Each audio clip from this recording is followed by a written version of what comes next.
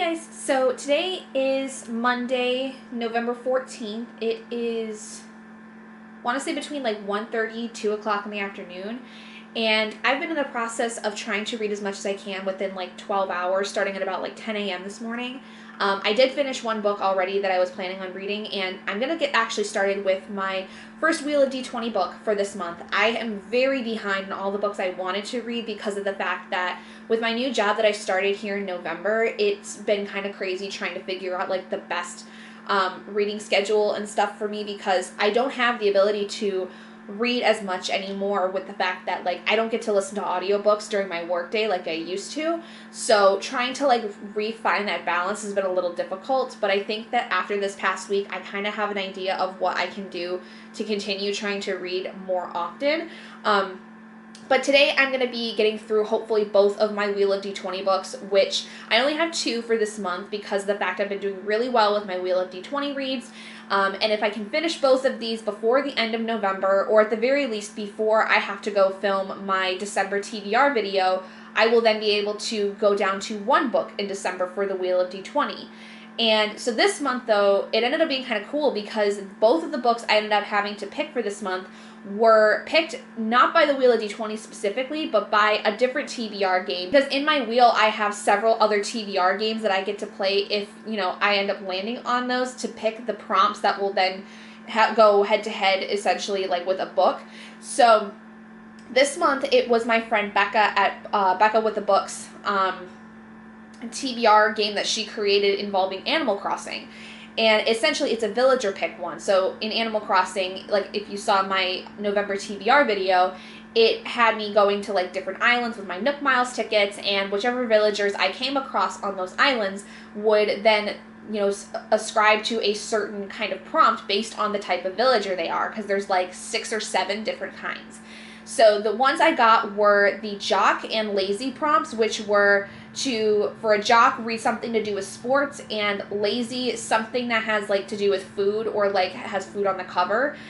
So for a Jock or a book about sports, I ended up picking up Spinning by Tillie Walden. That was the one that ended up winning out of the 2 that I did for my Wheel of D20 rolls. And then for Lazy, the one that ended up winning was Yerba Buena by Lacour, which this is also one of my most anticipated reads for 2022, and I was hoping to read it this month anyway because I wanted to also use this month as a getting through my 2022 anticipated reads month because I have yet to read a lot of those books. But I don't think I'm going to get through the majority of them this month. I think I may end up taking a lot of these books that I was planning on reading in November into December because I spent the first now 2 weeks of this entire month working on one book because I just didn't have the time to read, but I did finish it earlier today.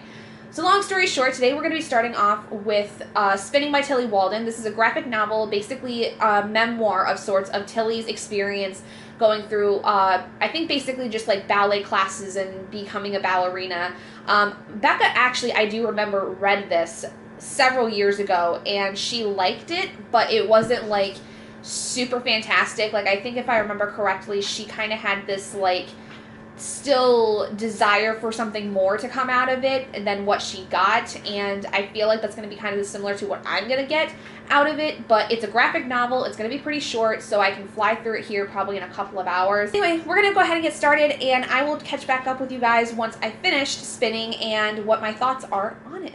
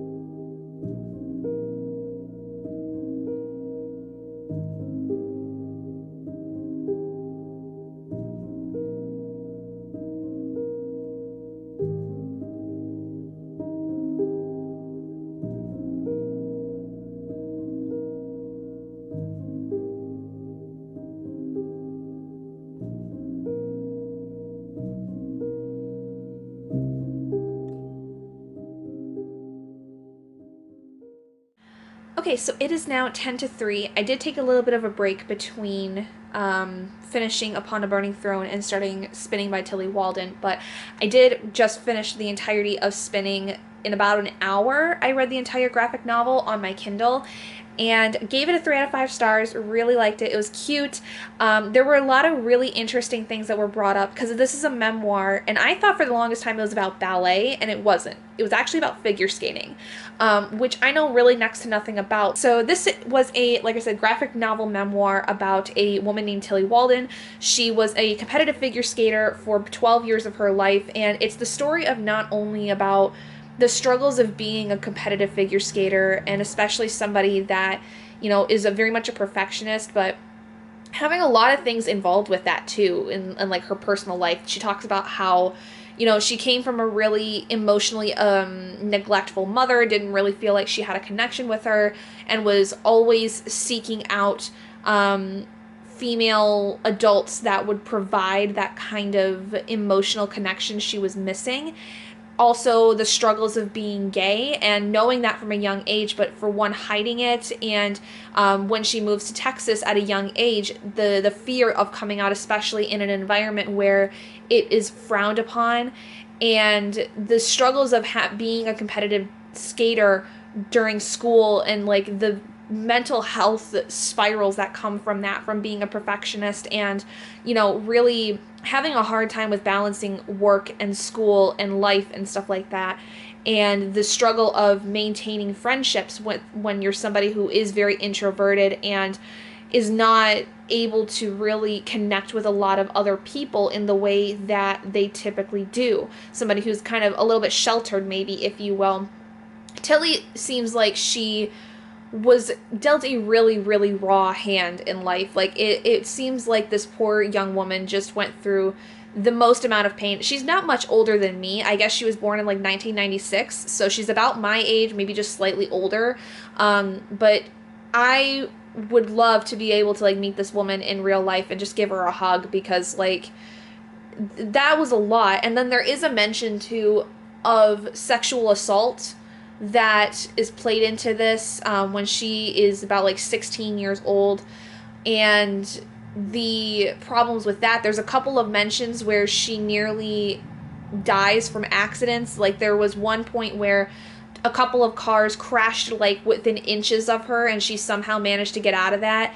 And then there's another time where she accidentally drives off the road when she is driving after going back home from practice. And all in all, it's basically just her telling the story of her life as a figure skater and the things that she dealt with surrounding it, and surrounding her life just growing up in general as a young girl, and the problems that she faced until she really got out of skating at the age of 17, and finally was able to put a lot of that past behind her, and then started up taking a life that was more art-based.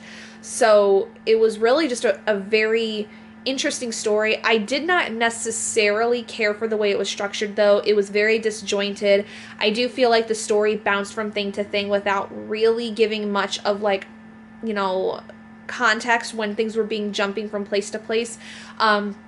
Because I understand, like, there's a lot of things that happen all at one time, and that makes sense, but the way that the story was constructed didn't feel as episodic as I kind of would have maybe preferred, because I do think that for the most part, when it comes to people's lives, things kind of happen in episodic format. I think especially when it came to the individual chapters, it would have been very helpful to have a little bit more of a separation between thoughts and things that were going on, because it did not feel like it was really spread out well. I think that there was just way too much going on sometimes at one time, that it was hard to figure out, like, the sequencing of things, like what, like, in terms of like what was a flashback versus what was more at that current moment kind of thing. So all in all, really did like it, though. Very cute. And I gave it a 3 out of 5 stars. So I definitely would recommend this as a graphic novel. I think it's not necessarily for everyone, because again, it is a memoir. That's it for right now. I'm gonna go ahead and take a shower real quick here after I update my other little vlog where I was doing the reading in 12 hours kind of thing. So yeah, this was for the Jock prompt for the Wheel of D20, which was to read a book that involved sports. And next I will be getting started with Yerba Buena by Nina Lacour for a book that involves food. So I'm excited for this one. I think the audiobook is like less than 8 hours, so I think I should still be able to finish it, because even an 8-hour audiobook on 2 times speed, I'll be able to fly through in a few hours. So I think I'll be spending most of the rest of this afternoon into this evening reading that and getting through it. So let's see if I can get it done before the end of the night.